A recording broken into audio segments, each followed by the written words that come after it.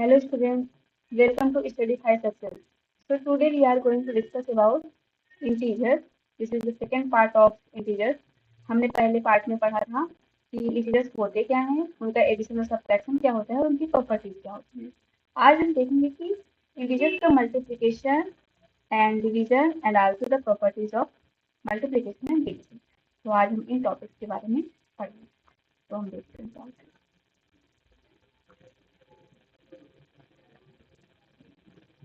Multiplication of integers. तो यहाँ पे कुछ रूल्स दिए हुए हैं. Rules for multiplication of integers. Multiplication of two positive integers. यहाँ पे हमने 4 टाइप से समझाया हुआ है. तो अगर हम किसी दो पॉजिटिव इंटीजर्स को मल्टीप्लाई करते हैं तो क्या होता है. The product of two positive integers is always positive. हमने जैसे कि 4 एंड 3 दो पॉजिटिव इंटीजर्स लिए, उनको मल्टीप्लाई करने से हमको क्या मिलता है 12, और वो भी पॉजिटिव है. वहीं पे हम सेकंड केस देखते हैं, multiplication of two negative integers.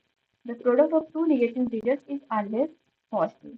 हमने लिया -5 एंड -3, दोनों को मल्टीप्लाई किया तो 15 आया और उनका साइन माइनस था, पर मल्टीप्लाई होने के बाद वो पॉजिटिव में कन्वर्ट हो गया.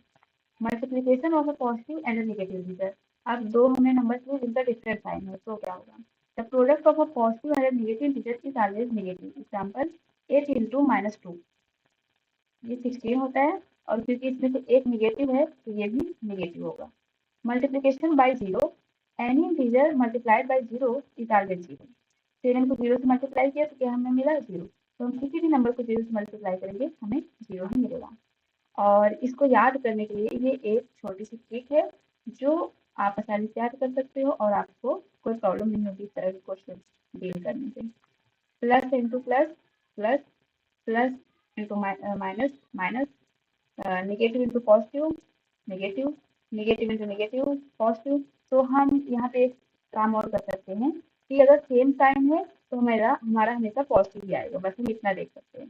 दो डिफरेंट साइन है तो नेगेटिव आएगा, और दो सेम साइन है तो पॉजिटिव आएगा.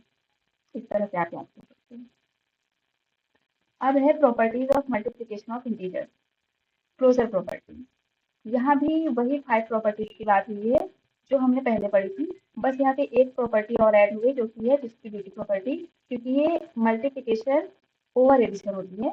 तो इसमें मल्टीप्लिकेशन और एडिशन दोनों शामिल होते हैं. इस वजह से हम यहाँ पे एक एक्स्ट्रा प्रॉपर्टी पढ़ रहे हैं. ये बाकी वही 5 प्रॉपर्टी है जो हमने पहले पढ़ी है. तो फर्स्ट प्रॉपर्टी है closure property. The product of two integers is always an integer.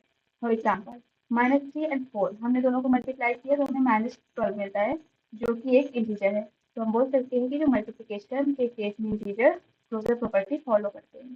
Second है commutative property. Changing the order does not change the product. -2 into 6, 6 into -2, both are equal to -12. तो ये कम्यूटेटिव प्रॉपर्टी फॉलो करते हैं. Third property है associative property. Changing the grouping does not change the product. For example 3 into -4 into 5, और पहले हमने 3 और -4 को ग्रुप में किया और फिर सेकंड केस में -4 एंड 5 को ग्रुप में किया, पर दोनों से रिजल्ट सेम ही आएगा. सॉरी यहाँ पे लिखा नहीं है, आप इसको कैलकुलेट कर सकते हैं. ये आएगा 20 एंड 60, -60. ओके. अब फोर्थ प्रॉपर्टी है identity. Any integer multiplied by 1 remains the same. अगर हम किसी भी नंबर को 1 से मल्टीप्लाई करते हैं तो हमको सेम नंबर मिलता है. इसको हम बोलते हैं मल्टीप्लिकेटिव आइडेंटिटी. 9 को 1 से मल्टीप्लाई किया तो 9 मिला. अब है fifth property multiplication by zero property. Any integer multiplied by zero gives zero. -7 into 0 is equal to 0. अब है कौन सी प्रॉपर्टी है, six property distributive property. Multiplication distribute over addition and subtraction. अब हमने 3 नंबर लिए ए बी सी. पहले हमने बी और सी को प्लस किया और फिर ए का मल्टीप्लाई किया. फिर उसको हम डिस्ट्रीब्यूट करेंगे तो हमारा ए बी से भी मल्टीप्लाई होगा और सी से भी मल्टीप्लाई होगा, जैसे कि आप यहाँ पे देख सकते हैं.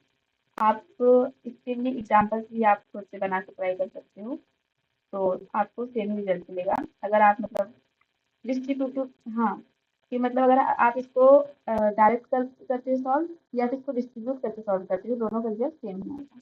आप ट्राई कर सकते हैं. अब है rules for division of integer. Dividing two positive integers. The quotient of two positive integers is always positive. For example, 15 को हमने 3 से डिवाइड किया तो हमें 5 मिलता है, और ये दोनों पॉजिटिव है तो ये भी पॉजिटिव होगा। Dividing two negative integer, the quotient of two negative integers is always positive. -12 को हमने -3 से डिवाइड किया, दोनों का किसी सेम साइन नेगेटिव था, वो आपस में पॉजिटिव हो जाएंगे, और 3 12 को डिवाइड करेगा तो 4 आ जाएगा। Dividing a positive integer by a negative integer, हमने 25 को -5 से डिवाइड किया, दोनों का डिफरेंट साइन है तो यहाँ पे नेगेटिव साइन रहेगा। आप एकदम सिंपल सा रूल है कि याद रखिएगा, अगर डिफरेंट साइन है तो नेगेटिव लगेगा ही लगेगा, लेकिन अगर सेम साइन है तो फिर पॉजिटिव आ जाएगा, क्योंकि वो मल्टीप्लाई होकर डिवाइड होकर पॉजिटिव आ जाता है अगर सेम साइन है तो हमने 25 को -5 से डिवाइड किया तो यहाँ पे आ गया -5। Dividing a negative integer by a positive integer, the quotient of a negative integer and a positive integer is always negative. For example, -24 को हमने 8 से डिवाइड किया तो -2, डिफरेंट साइन है तो कॉमन की बात है -2 आएगा। Division by zero, undefined division, अगर हम किसी भी इंटीजर को 0 से डिवाइड करते हैं तो उसको हम अनडिफाइंड बोलते हैं, मतलब that is not defined. Any number divided by 0 is undefined, or we can say not defined. For example, -9 is divided by 0 is not defined. 0 divided by any integer, 0 divided by any non-zero integer is always 0. 0 को हमने 7 से divide किया तो हमें क्या मिलता है 0। अगर किसी भी नंबर को किसी भी नंबर से 0 को डिवाइड किया जाता है तो हमको हमेशा 0 ही मिलेगा। तो ये थे रूल्स फॉर डिवीजन, और हमने अभी पढ़ा रूल्स फॉर मल्टीप्लिकेशन। अब उसकी प्रॉपर्टीज भी पढ़ चुके हैं, अब हम पढ़ेंगे प्रॉपर्टीज ऑफ डिवीजन। तो फर्स्ट प्रॉपर्टी है closure property. Division is not closed under integers because the result is not always an integer. For example, 7 is divided by 2 and it gives 3.5. That is a fraction number. So it is not an integer. So integer does not follow closure property in the case of division. Second property है non-commutative property. Changing the order of numbers changes the result in division. हमने दो number लिए 10 and 2, 2 को 10 को 2 से divide किया, उसके बाद हमने 2 को 10 से डिवाइड किया तो हमें डिफरेंट वैल्यू मिलेगी। जब हमने 10 से 2 को डिवाइड 2 से 10 को डिवाइड किया तो हमें 5 मिला, और जब हमने 2 को 10 से डिवाइड किया तो 0.2 मिला। पहली बात तो ये इंटीजर ही नहीं है और ये इक्वल तो है ही नहीं, तो नॉन कम्यूटेटिव प्रॉपर्टी भी नहीं फॉलो होगी। अब third property non associative property. Changing the grouping of numbers changes the result in division. For example, 12 को हमने 3 से डिवाइड किया और फिर उसके बाद जब ये डिवीजन का रूल हो चुका तब हमने 2 को 2 से उस पूरे नंबर को डिवाइड किया और फिर हमको मिला 2, फिर हमने उनका ऑर्डर चेंज किया तब हमको मिलता है 8। तो हम देख सकते हैं कि दो डिफरेंट वैल्यूज मिल रही हैं, इसलिए हम कह सकते हैं कि division is non associative in case of integer. Now the fourth property is identity property. Any number divided by 1 remains the same. अगर हम किसी भी नंबर को 1 से डिवाइड करते हैं तो हमको सेम नंबर मिलता है। For example we can see here 9 is divided by 1 we get 9. That is same. Now the fifth property is division by 0. This is undefined form. Any number divided by 0 is undefined. We are not defined. For example, 5 is divided by 0, that is not defined. Sixth property है 0 divided by any integer. 0 divided by any non-zero integer is always 0.